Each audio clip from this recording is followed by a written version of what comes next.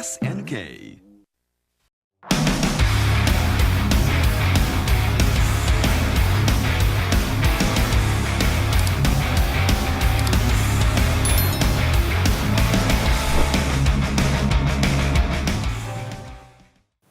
Bonjour à tous, on se retrouve dans une nouvelle vidéo sur le jeu Changeable Guardian Estic qui est sorti sur NES récemment.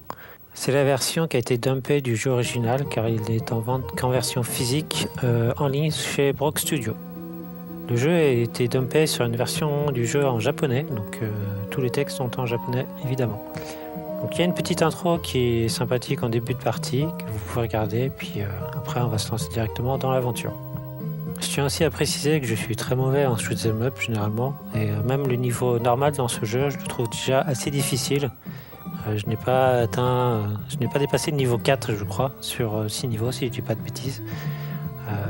Au début c'est facile, mais après ça se corse quand même relativement rapidement, à partir du niveau 4, et il y a un peu de challenge.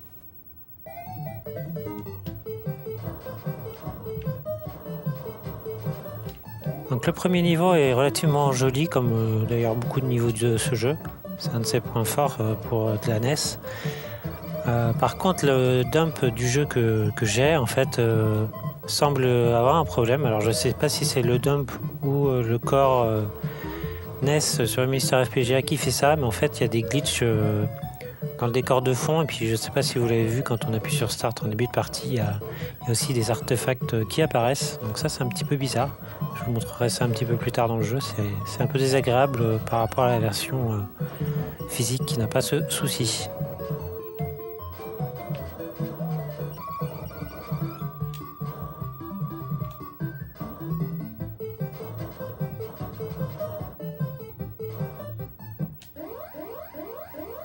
Et on arrive tout de suite sur le premier boss du jeu qui est vraiment très impressionnant pour de la NES, qui en jette vraiment, donc c'est très très plaisant. Il n'est pas trop difficile à battre, il faut juste être réactif et éviter les boulettes comme tout bon shoot'em up. Les musiques des boss sont vraiment sympas, les musiques des niveaux un petit peu moins certaines, c'est un petit peu, ça fait un petit peu trop des sons clairs pour de la NES, même si c'est pas forcément un très bon chip audio sur la NES, des fois c'est un petit peu dérangeant, mais les musiques des boss sont pas mal. Là vous voyez en arrière-plan il y a des traits verticaux qui sont un petit peu désagréables et surtout disgracieux quand on joue au jeu, donc ça n'apparaît pas en version physique du jeu sur NES, donc je comprends pas trop d'où ça peut venir. Mais bon, ne vous en faites pas attention à ça et regardez plutôt la globalité du jeu. C'est déjà très très bien et ça n'empêche pas de jouer quelques petits traits à l'écran. Durant la progression, on va affronter aussi des mid-boss comme celui-ci. Ils sont pas très difficiles, hein. C'est comme tout le reste, il faut bien éviter les attaques et apprendre un petit peu les patterns, c'est assez rapide. Moi je crois que j'en suis à ma 5e partie sur ce jeu. Et bon, après on connaît rapidement les techniques, même si moi comme je vous dis, je suis pas très doué. Les décors de chaque niveau sont vraiment bien variés, il y en a pas un qui se ressemble, ça c'est vraiment super. Bon, dommage toujours les bugs d'affichage et les glitches. Les ennemis sont assez résistants, je trouve, même en normal.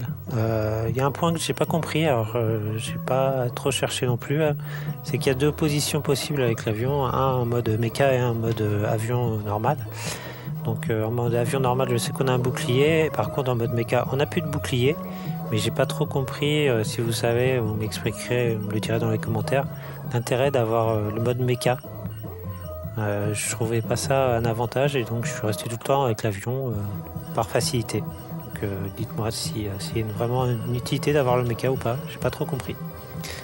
Donc là il y a encore un super boss vraiment énorme sur l'écran. Son pattern n'est pas très compliqué non plus, ça se déroule en 2 phases et ça se passe assez bien une fois que vous l'avez maîtrisé.